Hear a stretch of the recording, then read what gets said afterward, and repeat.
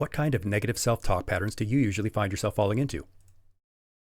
I divide them into 6 different categories, and I remember them with the acronym CAPCOM. Which one do you think you are? Do you fall into the trap of comparison, always comparing yourself against the expectations of others?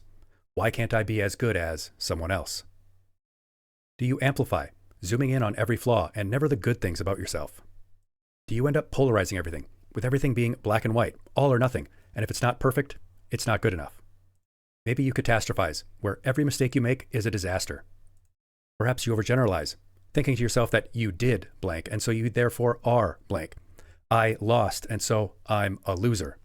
Or maybe you end up mind reading, believing that the things you think others are thinking about you must be true. They all think I'm a loser. Whatever negative self-talk patterns you find yourself falling into, it can have severe consequences for your physical and mental health and well-being. So how do we stop it? How do we deal with it? Well, we're going to follow 3 guidelines. We're going to identify the negative self-talk, we're going to challenge it, and then we're going to put it into perspective. We're going to identify this negative self-talk pattern, this enemy bard that's debuffing us. It relies on stealth, so make sure that you catch it in the act. Label it. Remind yourself that I'm just catastrophizing. I'm just amplifying. I'm mind reading. And then interrogate it. Is it true? Is there any evidence that because you didn't do it perfectly that it's not good enough? And then interrogate the reason. Why did I have this immediate negative self-talk? And put it into perspective. What's the context for this negative self-talk? Is it really a big deal?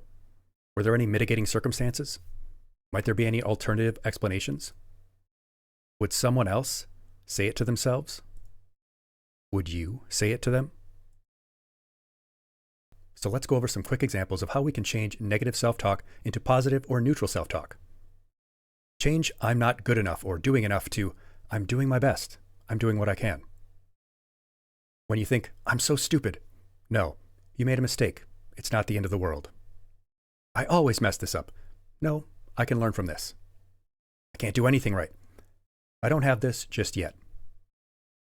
Nobody likes me. That's not true. You have people who like you, and you'd like to have more. I'll never be as good as blank. Maybe not, but you can work within your own strengths and weaknesses. I'm a failure. No, I've had setbacks, and I'm still learning. This is too hard for me. No, this is a real challenge. The negative self-talk is focused on a lack and an absence.